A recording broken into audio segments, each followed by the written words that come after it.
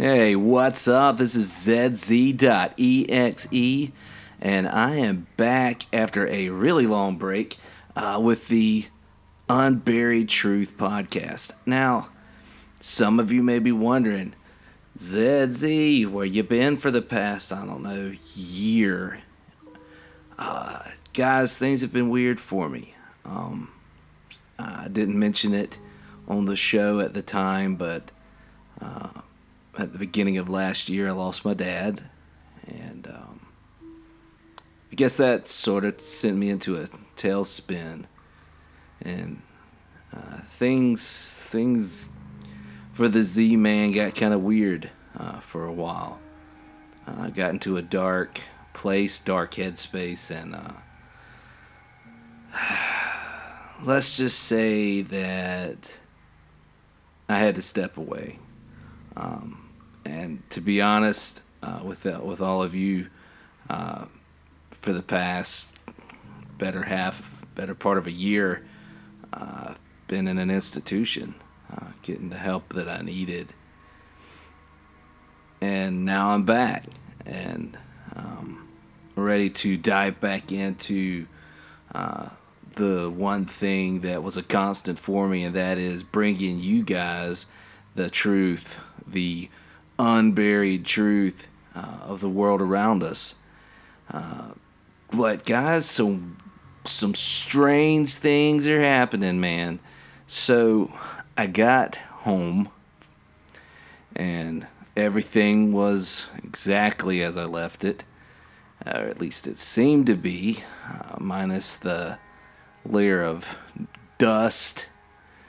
But when I went back and tried to listen to some of the old shows, just to get back into the swing of things, kind of find my voice again, those things were all gone. And when I say gone, I mean my entire hard drive has been wiped. And I know what you're thinking. You're in a bad headspace, Z. Maybe you did it. No, I did not. I was in a dark place, but I was not manic. I definitely did not delete these files. Now, nothing else in my house looked touched. Everything is right where I left it, but somehow my hard drives are absolutely wiped clean. Now, what some of you may already know, and if you do know, well, you are ahead of me on this. Not only are these things missing from my computers, the shows do not exist online anywhere, and neither do I. Every single social media platform that I've had a profile on, those profiles are gone. Every single place where these episodes were posted, they are gone. It's like whoever did this, they have scrubbed the internet clean of your boy Zedz.exe. And if you try searching for Zedz.exe, if you try searching for the Unburied Truth podcast, nothing comes up. So, we're taking a new approach. We are going old school now. It's kind of cool. My father and I, one of our favorite things to do when I was growing up, he had this huge collection of just old school analog recording equipment, old PCs, old computers. We would kind of Frankenstein together our own PCs. And so what I'm doing as I revive this show, I will not be posting these episodes in the traditional way. I'm recording everything and saving it on a I wish you guys could see this computer.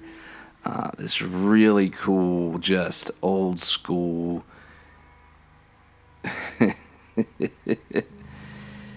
It's a beast. And I'm saving these new episodes on, wait for it, floppy disks.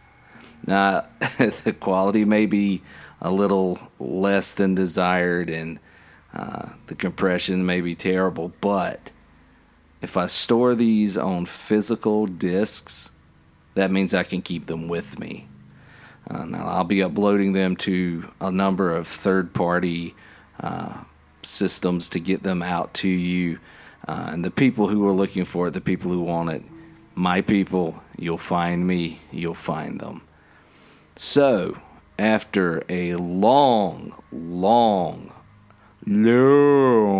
wait, Zedz.exe is back. And this is the Unburied Truth Podcast. So we got a cool topic today, and this is one that I am excited to bring to you. I've done quite a bit of research. It's one of those things that I've thought about a lot, and there were gaps in my knowledge of it. Never was able to do a full episode on it, but tonight that's changed. I've come into possession of some information about this topic that I did not have previously. It's pretty cool stuff. So the topic for tonight is the super metal. And I know that sounds like metal. That's not what I'm talking about. I'm talking about this bizarre metallic substance that apparently has existed for a very long time. So I've found recently some journals, and I'll leave it at that, that were supplied to me by a fan of the old show who's been reaching out to me the entire time that I've been in my recovery, and was not able to reach me, was very worried about me, and finally we were able to reconnect. And this is one of the things that they had found for me. And I will not give this person's name up, but I will say that they have been a researcher for the show for many years. Brilliant, and able to just find things that you would never, I would never even know where to look. And these ancient journals, they date back to the time of the conquistadors. And there's this story in one of them. It's written down by a explorer by the name of Alvarez.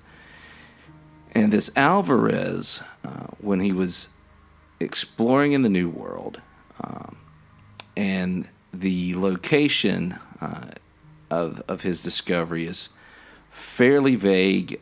From what I can tell, it was somewhere in what we would consider like modern day, I guess, Florida, or close to Florida.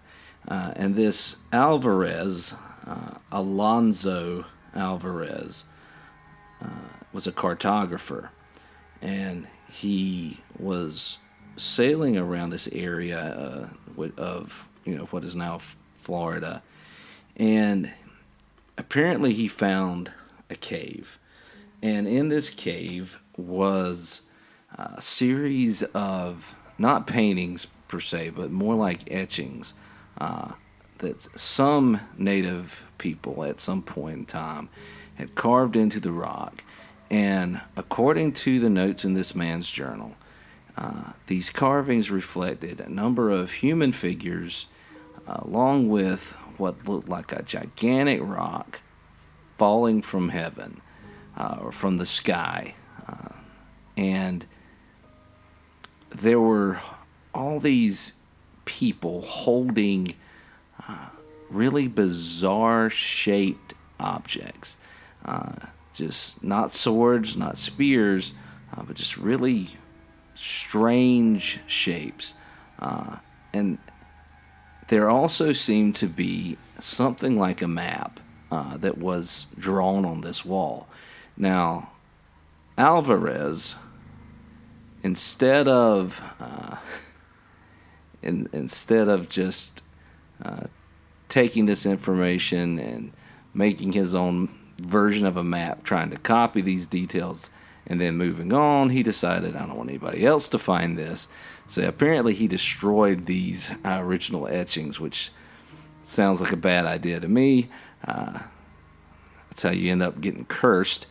But dude did it.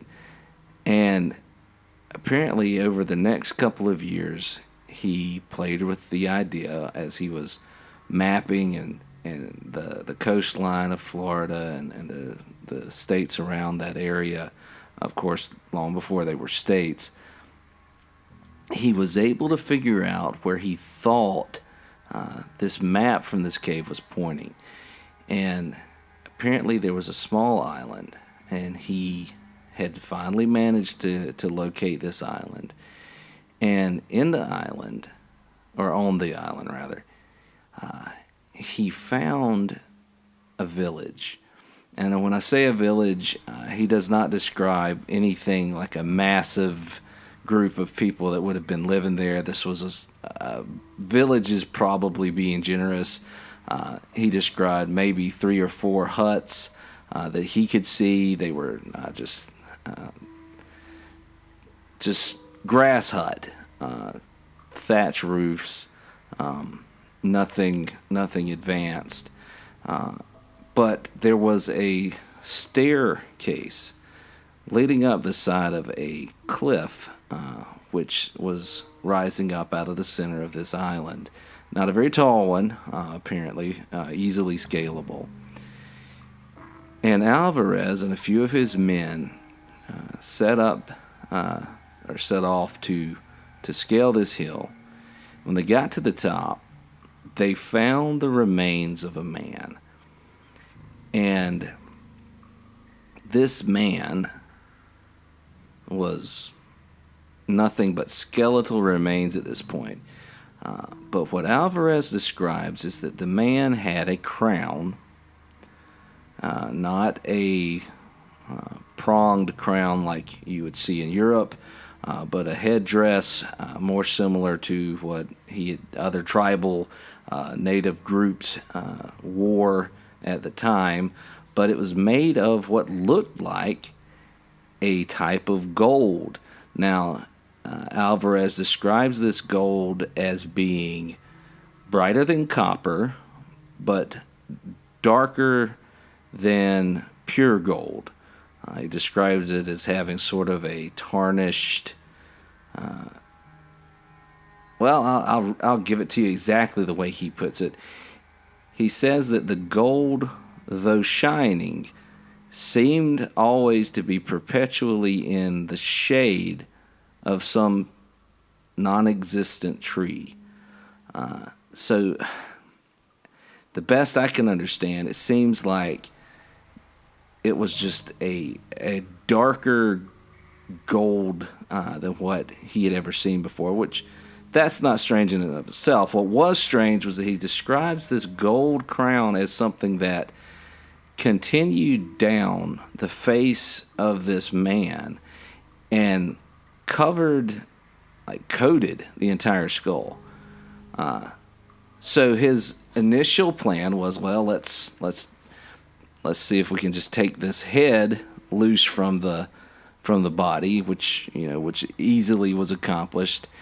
And he was surprised to find that the gold-coated head, gold-coated skull, I guess, was far lighter than he expected it to be. This metal, whatever it was, this gold, this shaded gold, was very, very light, almost as if it was paper thin.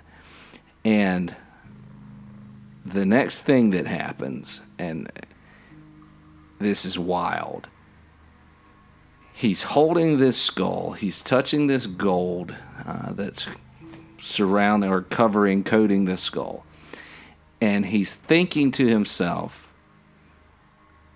how do I get this off of this skull? How do I get this to leave this skull?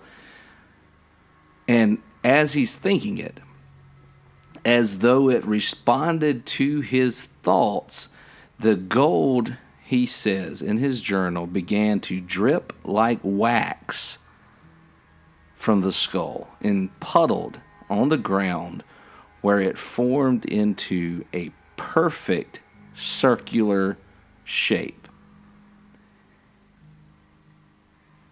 Now, he picks up this this melted gold that just responded to, apparently, to his thoughts. And when he picks up this perfectly round disc of gold, it weighs nothing. It's like a feather. He balls it up like paper. And when he lets it go, it immediately reforms back into the disc shape that it had been in formerly. So this is an incredibly resilient but incredibly flexible material. And then he thinks to himself, I want to fold it where it will stay. Like he's trying to fold it in half and see if he can make it stay. And as he's thinking it, this metal changes its form to exactly what he wanted it to do. It folds in half.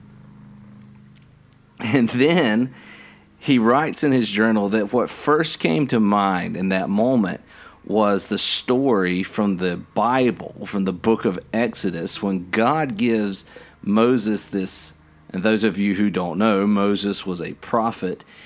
God gives Moses this rod because Moses he's been told, I want you to go to Egypt. All of the Jews are your people, my people. This is God speaking to Moses. Are enslaved. I want you to go and tell the Pharaoh of Egypt to let my people go, and tell them that God told you to do this. Now Moses, in the story, Moses says, well, how do I prove that you are who you say you are, and that I am really being sent by you? Like, why would anybody believe me? And God gives him this rod, and the rod is able to turn from a staff into a snake, and then from a snake back into a staff again. And this is the story that pops into Alvarez's mind while he's holding this now folded disc of strange, weird gold. And the moment he thinks of it, this gold disc reforms itself into the shape of a shepherd's staff in his hand. Now, the journals end there, which is just a tease. Which, I mean, it's cool that it exists. Obviously, there's no way to prove anything about this story, but it's interesting. Now, of course, this was a very long time ago. The journals have not been dated, but certainly this is long before what we would consider the colonization of America. But this is not the first, well, not the only time. It may have been the first time, but not the only time that a metal like this has shown up in America. All right, so flash forward to 1927 in Utah. All right, out there in Mormon country. So out in the middle of Utah, there is a farmer in 1927, April 1927, and he has a meteor land right in the middle of his pasture. And not only does this meteor land in the middle of his pasture, it hits a cow. And he goes out after he hears this horrible wail coming from this cow, and all the other animals out there in the pasture are, raising Cain. He goes out there and he finds his cow absolutely obliterated. But there is this crater where this meteorite fell. And what the farmer describes, and his name is not actually mentioned in this article, at least not that I was able to find.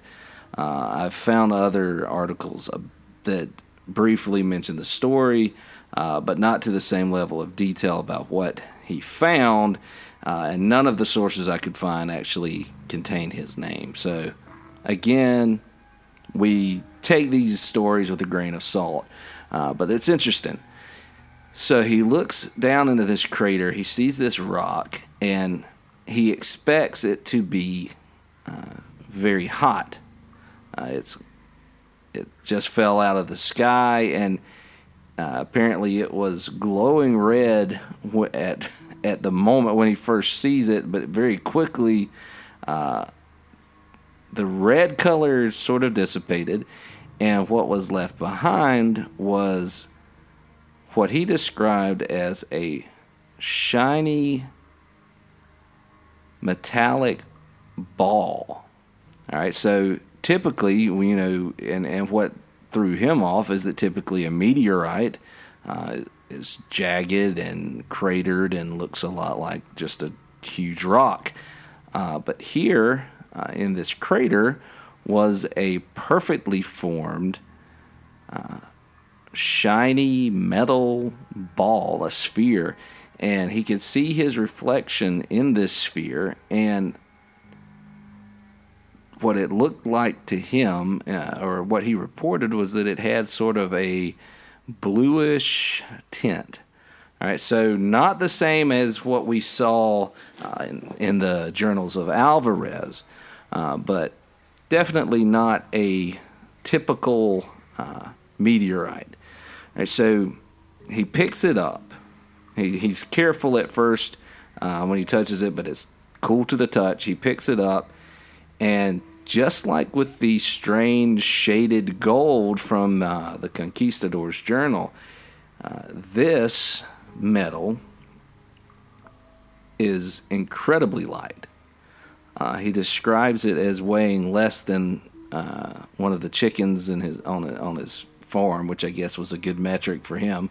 I've never picked up a chicken. I don't know how much they weigh, but I wouldn't imagine they weigh much. So this thing was light, easy to pick up. But it was also apparently very, very strong, because he tried to break it into pieces. He wanted to have a piece of it to take back into town the next day to show some people, but he didn't want to take the whole thing. So he thought, if I could break off a piece of this, a shard of this, maybe I can show them that. But he was not able to break it. Apparently, he took it to the local sheriff, who, I don't know why you take it to the sheriff, but I guess that was the highest authority in town. And the sheriff didn't know what to make of it. So apparently, according to the article, some of the deputies took shots at it with their guns. Were not even able to dent this thing. And what's really strange about that is that the guys shot this thing, and the bullets, they didn't ricochet off of it, but they also didn't penetrate it. Apparently, the bullets just hit the ball and fell to the dirt right where they were. And even though this sphere was so light that you could pick it up and balance it on one finger, when it's hit with a bullet coming out of a revolver, it didn't move. Like, you would have thought that even if it didn't bust a hole or put a dent in this thing, that it would have at least transferred the momentum, inertia, whatever the scientific word would be. Like, it should have sent this ball flying, but apparently it didn't, which blew everybody's minds. And it was suggested that this should be shipped off to the Smithsonian to be tested. And ladies and gentlemen, that is the last time we hear of this bluish metal orb that cannot be destroyed. It is shipped off to the Smithsonian, and it's never seen again or even heard of again. Now, I reached out by email and by phone call to the Smithsonian asking about this sphere, this metallic sphere, and whether anybody there had heard of it, whether anybody had any idea what happened to it, if it was in storage somewhere, if there was ever any analysis done, any tests done to determine what it was made of. And I was told that there was no account of anything of this sort anywhere in their databases, that no one there had ever even heard of this, and that somebody had probably been pulling my leg. So, the story of this strange metal, or strange metals, apparently, it doesn't stop there. I don't know how many of you savvy listeners are finding your minds wandering to some similarities between this metal and some of the things that were described by residents of Roswell, New Mexico, when they saw debris from what was supposed to have been a crashed UFO. Now, of course, this is the most famous UFO story of all time. We're not going to rehash all of Roswell, at least not the traditional version of that story. It's well known. If you don't know it, do yourself a favor and go look it up. But I'm pretty confident that if you're listening to The Unburied Truth, you know at least a little bit about Roswell. What you may not know is what I'm about to tell you. So I have been contacted by a individual whose name I, of course, will not mention. I know you're tired of hearing that, but I care about protecting people's privacy. I care about protecting their livelihood. And this gentleman, we will, for the sake of this podcast, call this man Jeff. Of course, he's not named Jeff, but I'm going to call him Jeff. I went to school with a kid named Jeff. I didn't like him very much, so Jeff it is. Now, Jeff, his father worked for the armed forces, and he was specifically a part of research and development, R&D, and he served for many decades, but he began his service in the 1940s, and he ended his service in the late 70s, and I don't have an exact year. Jeff didn't remember the exact year, but what he did remember is that when his father was ready to retire, he was taken in for what was called a debriefing. Now, before I get into this debriefing, I want to point out that according to Jeff, growing up, he and his sister were always told by their father and their mother that if anything ever, or if anyone were to ever ask them, what does your father do? What does your dad do? Just tell them that he works for the Army, and just tell him, Daddy works with computers. And they were told, from the time they were old enough to understand that the work that he did was considered top secret. They were not allowed to talk about it. He was not allowed to talk about it. All right, so after all these decades of working in the research and development, Jeff's father retires. And he goes in to be debriefed. Now, this debriefing was supposed to be pretty much just going through these projects that he had been a part of, making sure that all the things he had knowledge of that knowledge had been relayed to them and recorded, that there was no paperwork, no items, nothing that he had held on to that were things that should be confiscated. It was supposed to be a fairly routine thing, and it was supposed to last a day. Jeff's father was gone for a week and a half, which was very bizarre. It was not what they had been told was going to happen. And anytime his mother called the army base to inquire about her husband, they were told that Jeff's dad was in a meeting. And when they said, look, he was in there for debriefing, it was only supposed to last a day, they were told, well, sometimes these meetings, they last longer than we anticipate. And so they really just hit a wall with that. Well, a week and a half later, their father, Jeff's father, comes home. He does not drive himself home. He drove himself to the base. He did not drive himself home. In fact, according to Jeff, his father never drove again. He was brought back in his own Jeep, but the Jeep was driven by another soldier, and they were accompanied by a black car, and he remembered there being 3 people in the car. They didn't get out. The soldier did not get out, or did not approach the house anyway. He got out of the Jeep, handed the keys to Jeff's mother, and who had walked out into the driveway, and then he joined the other men in the black car, and they left. Jeff's father was never the same after this debriefing. So, for the next few years, Jeff's father's personality changed, where he had once been pretty lighthearted, had a good sense of humor. Now he was very short-tempered, Jeff described it as seemed like he was always angry, and not at anything specific, just angry in general. Where at one time Jeff's father was very friendly and outgoing, had buddies that he'd fish with, buddies that he'd go bowling with or go out for drinks with. After this debriefing, he became basically a hermit.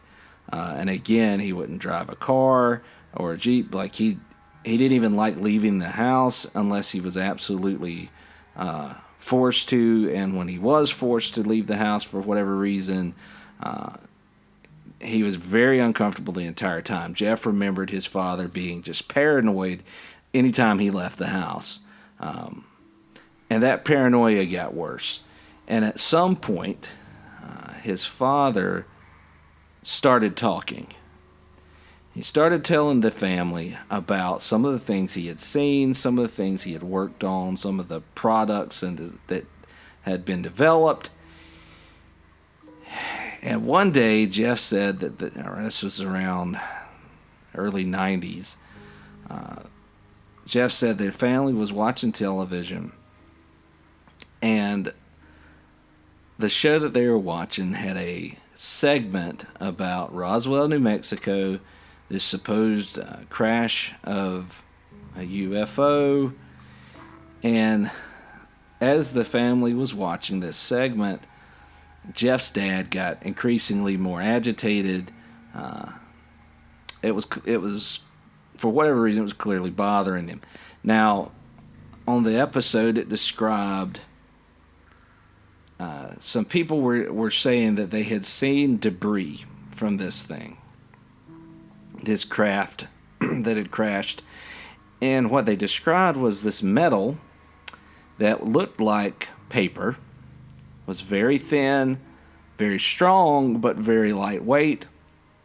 And that if you bunched it up, if you balled it up, if you folded it up, it would immediately open back up into its original shape. Whenever they said that, Jeff's dad says, well, it wasn't exactly like that. And the family, Jeff said, we all kind of looked at each other. We're like, Dad, do you know something about this? And he shook his head, no, I don't want to talk about it. Well, as the episode of this TV show continues, it talks about bodies of aliens and all these things. And finally, Jeff's dad turns the TV off. He says, "Look, I was there. It was nothing like this. Wasn't aliens. There were no bodies. What crashed out there in that desert was something we built. It was something that I built." And Jeff and his sister, his mom, they were just floored, but they also didn't know what to believe, because at this point their dad had described, Jeff's dad has described so many strange things. They didn't know what to believe in, and what was just, the product of his apparently damaged mind. But he described this thing that crashed, and he said it wasn't an alien. It was something they had built, and that apparently they had several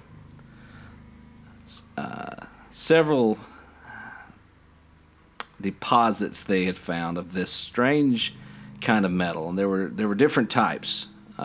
One of them he described as being sort of a greenish color, and he said that the green metal, whatever you wrapped it around, or whatever was behind it, like as long as it was in contact with this green metal, you couldn't see it,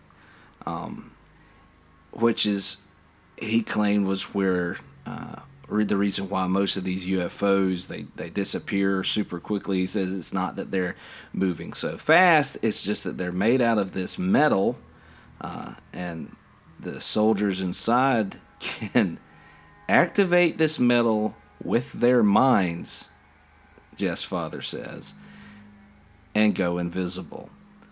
He described a type of metal that anyone holding it could literally think of any shape, and this metal would perfectly replicate the shape of the thing in their mind. Now, obviously, this sounds exactly like the gold, for lack of a better term, that was found by the conquistador in that journal, if that journal is in fact a true story. Now, he described this metal, and he said that the main reason that the government or that the army was unsure about using it was that the metal responded very strongly to people's thoughts, and that it was clear from everyone who touched it, who worked with it, who tried to invent things using this metal, tried to analyze this metal. It was clear to everyone who came in contact with it that it had an effect on people's minds. And it was, the way Jeff's father described it, it was a very subtle thing, but it seemed like some people who were holding this metal, using this metal, carrying bits of it with them, it seemed like they were able to affect the mindset, affect the attitudes of the people around them. Now, they found with some forms of this metal that the reverse was true. That if someone was holding it, if someone was near it, if someone was touching some of these metals, other people were able to, Jeff's fathers described it as almost being like hypnotism. Other people were able to suggest to them what they should do, what they should feel, what they should think. And apparently a lot of experiments were done using this metal before at some point the Army decided, this is one of those things that maybe is better left on a shelf for a while. And Jeff's father said that, at least in as far as he was aware, they weren't using that metal anymore. But you and I, listeners, know if there's something out there that can basically control people's minds, if there was a metal out there that the government could use to tell all of us what to think what to do, what to feel, don't you think that they would use it? Which makes me wonder. There's so many diseases on the rise, and all of us, we know that cancer and all these different things. The numbers are way higher now than they ever were in decades past. And so many people have pointed to, well, it's things that it's in our food, it's in our drinking water, it's in the medicine we take, it's in the pollution and all of this. But I want you to think about something. If there really are these metal alloys, these golds, these green metals, blue metals, whatever they are, if they exist, if this is not just a story that people have made up through the years, if this stuff really does exist, and if this stuff could really make you that susceptible to influence, don't you think that somebody would be trying to sneak it into our water? Don't you think that somebody would be trying to sneak it into our food, into our vaccinations, into our medicines? Because imagine a population of people who have this stuff like in your bloodstream. Couldn't they turn us against one another? And it's scary to think. Now, like I said at the beginning of the show, I don't know what happened to all those old recordings. I don't know what happened to all the episodes that aired over the past several years, and now those things are gone. But I know this. Somebody, somewhere wanted me quiet.